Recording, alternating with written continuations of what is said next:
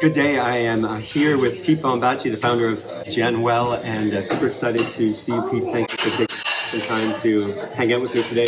We just enjoyed a really wonderful combination of a conversation about the work that Pete does with GenWell, as well as the work that I do with Talk to More People. Can you tell me, for people who don't know what GenWell is, what is this thing, GenWell? GenWell is Canada's Human Connection Movement, and we've been around since 2016, working to educate, empower, and catalyze Canadians around the importance of face-to-face social connection as a proactive step that we can all take for our health, our happiness, our longevity, and for the betterment of society.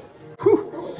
That's a mouthful. Sounds amazing. I've been following your work for a few years now and had the good fortune to work with you on a number of campaigns. Before I go any further into this interview, I'll say visit genwell.ca for a lot more information to learn about is it 7 campaigns you run a year? We have 7 campaigns throughout the course of the year. Can you give me an overview of what are these campaigns and why do you run campaigns as part of what GenWell does? Yeah. Hey, each of our campaigns are intended to really catalyze Canadians to take action. Mm-hmm. And we do that by reminding them about the importance of face-to-face social connection and also being the catalyst upon an occasion when we all can do it together. Because the reality is we're living in a busy, fast-paced, distracted world, and sometimes if I want to connect but you're busy, then even though I want to get connected, I may not be able to connect with a friend because they might be busy, distracted, whatever the case may be.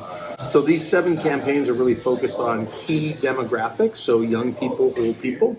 It's also focused on key times of the year when people struggle, so that's in spring and fall, during seasonal transition when people can struggle to build and maintain social connection.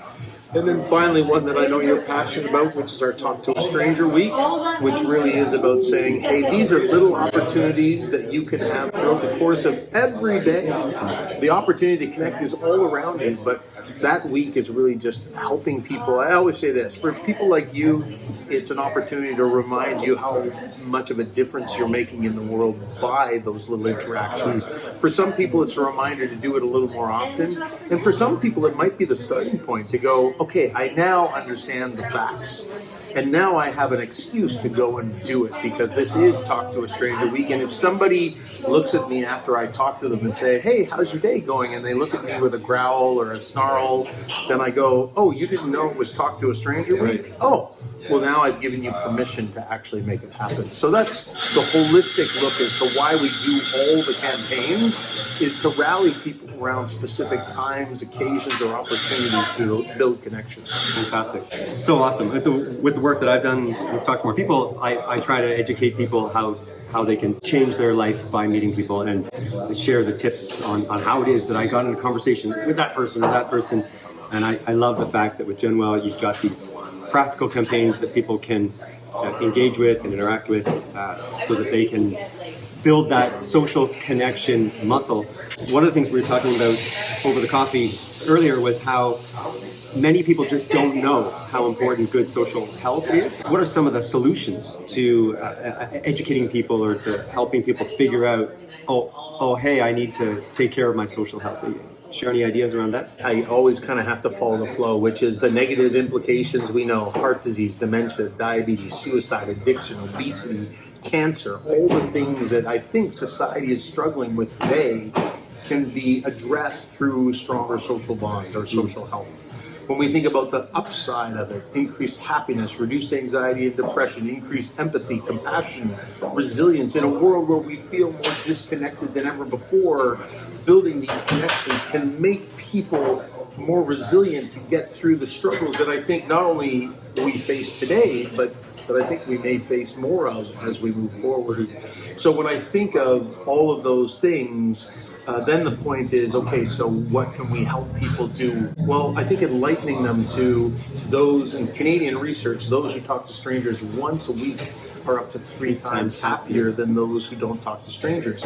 Those who know their neighbor and spend 1 to 4 hours a week with their neighbors are up to 3 times less lonely in a world where we have a loneliness crisis. workplaces. Relationships with our colleagues can have as great, if not greater, an impact on our happiness and reduce loneliness than our own family and friends. Wow. Because I think oftentimes we think our family and friends are the only people who can provide that sense of connection, inclusion, belonging, community, whatever it is. And I think what we're trying to do at GenWell is really expose people to all the ways in which we can build connection in our lives that provide different pieces of value that make us feel seen, valued, and heard. I would say you are absolutely doing that with the work you do. Every presentation of yours I've seen snippets of online or followed or seen you at the Canadian Human Connection Conference. Did you know that there's an annual Canadian Human Connection Conference run by this fella and his team? Fourth annual one will be coming up this Tony's November. been at all of them. And I've been at, no, 2 out of 3. 2 out of 3. Well, the first one was on. Yeah, so 2 out of 3. I've been at all the in-person ones. Yeah. But yeah, it's just amazing. I celebrate the work that you do, Pete. And what are you most excited about with this human connection movement that you're managing at this time? You had to ask me that question, Tony. I can't actually tell you what I'm so excited about because it's not It's fully under wraps. developed. It's under wraps. But there's something really special coming that I think is going to give every Canadian, and frankly, I believe it'll give the world an opportunity to lean in to what we're talking about, which is giving people the opportunity, the excuse, and the permission each and every day to make a difference in their life and in the lives of other people. And it's just a compliment to the work that we're already doing in programming, where we do education in classrooms and communities and workplaces and seniors residences, our campaigns which are helping catalyze, and now it's something that we can do each and every day, which you do already, which is such a, we're grateful for your support because you are a leader in this space, because you have chosen to do it each and every day in the work that you do. Oh, it's a pleasure.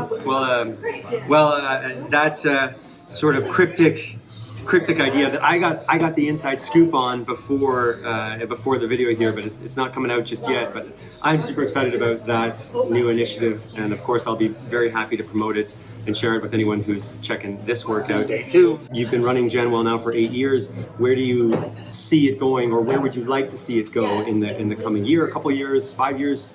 What's the future for GenWell in an ideal world? It's a really great question, Tony. In my heart, where I believe it can go is to be a global movement. Because I think the unique thing about GenWell versus many of the other things that are happening around the world tend to be focused on policy and on research. And I think the unique thing about GenWell is that we've really focused on the human, the individual. We've really said this is about educating and empowering each of us. Because at the end of the day, policy, although government needs to be involved in this, schools need to be involved in this, communities need to be involved, business needs to be involved in this. But at the end of the day, if we can't get individuals to change the way that we interact with each other each and every day, then all the policy and all the money in the world won't change the world. And so what I believe is that the world needs a movement like GenWell right now. This is why we do it. But I think most people, when we talk about, this is a bit of a sidebar, but we often talk about introverts, extroverts. And a lot of people that I find, Tony, say that they're introverted are no different than me, which is, hey, do I feel comfortable always walking up to a group of strangers that are talking amongst themselves? No. But if somebody in that group turns to me and says, hey, come on over, we're talking about sports or cooking or whatever it is, and they welcome you into the conversation, I'm good to go. Yeah. But it's that invitation. It's that invitation in. And so on two sides on there, it's number one, educating everybody to understand the opportunity when you see somebody outside of your conversation to say, hey, come on in. But it's also us to recognize that I'm not an introvert because I feel awkward in that situation. I'm human. And then it's okay. And even the conversation around loneliness is not a crisis. And loneliness is not a mental health issue, because that's how many people are framing it already. Even the Surgeon General out of the United States, loneliness is a crisis. Well, chronic or persistent loneliness is a crisis, but loneliness in itself is a beautiful thing that actually is a wake-up call to all of us that we need to go find some connection, whether that's at the coffee shop like we're doing today, or at the dog park, or calling a friend, or making a plan to connect with somebody. We need to help people understand loneliness. The crisis is actually a lack of understanding, not loneliness itself. I really am so grateful to be on this journey with you, and thank you for your work. And invite anyone who's watching this to check genwell.ca or, of course, visit my work over at talktomorpeople.com. And let's see if we can build a more connected world. Before you go, I just want to say thank you to you. To me. Because at the end of the day, Tony, movements don't happen because one person decides the world's going to change.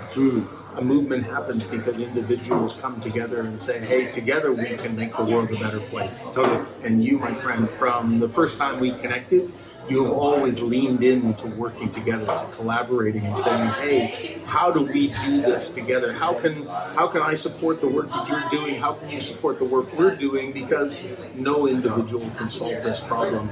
And social health, by definition, takes two people. It takes at least two people. So I think that's what more people need to be doing as we move forward, because at the end of the day, we all are part of the solution to a more connected world. Well, cheers, As always. Thanks. Thank you. Cheers. Bye for now.